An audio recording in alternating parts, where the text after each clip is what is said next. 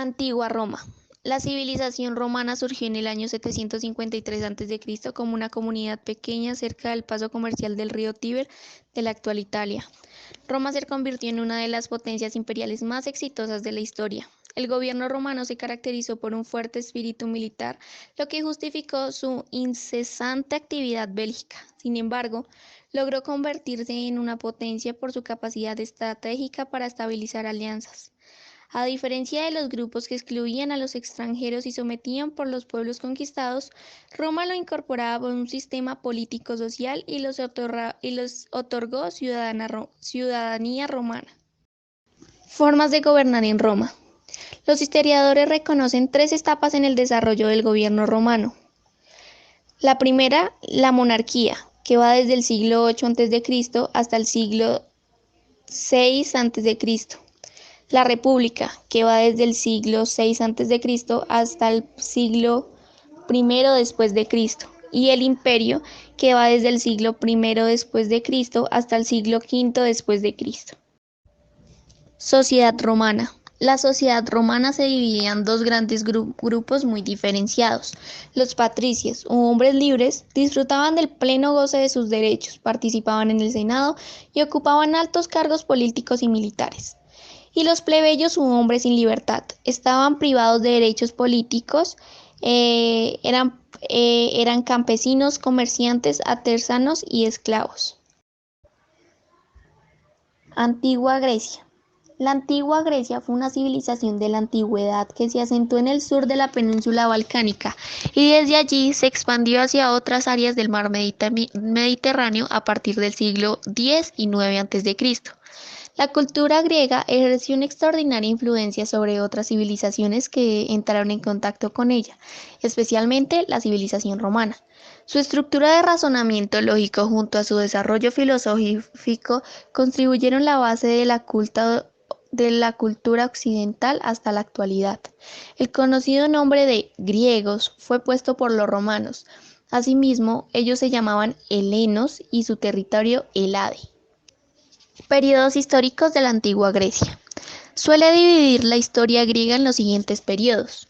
Primero, la Edad Oscura, que se dio desde 1200 a.C. a 776 a.C. El segundo, que es la época arcaica, que se dio desde 776 a.C. al 449 a.C. La época clásica, que se dio en 499 a.C. hasta 323 a.C.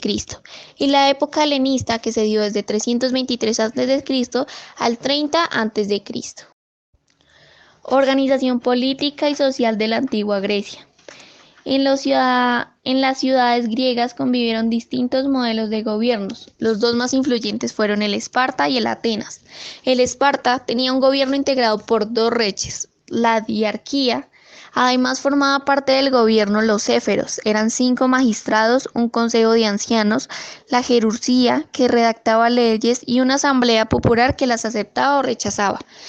Y Atenas tuvo reyes en sus orígenes, pero a partir del siglo V se instaló la democracia.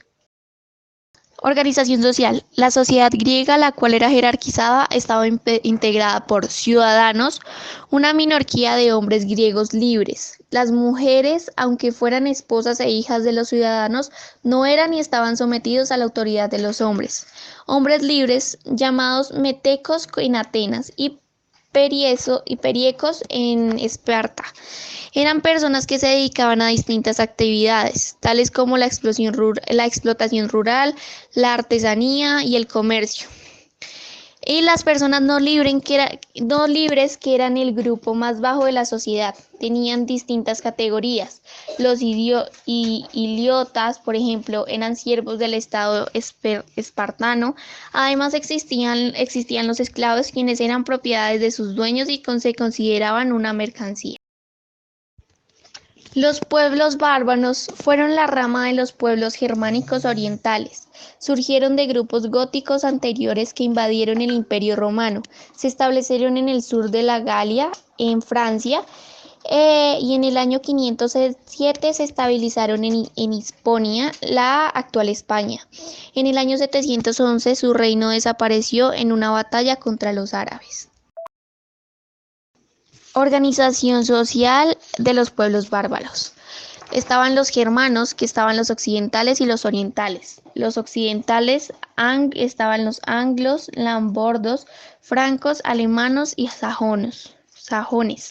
Y los orientales están los godos, los astrogodos y los visigodos.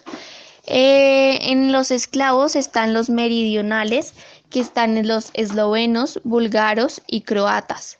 En los occidentales están los poloneses, checos y pomerianos. Y los orientales están los polianos y los bolianos.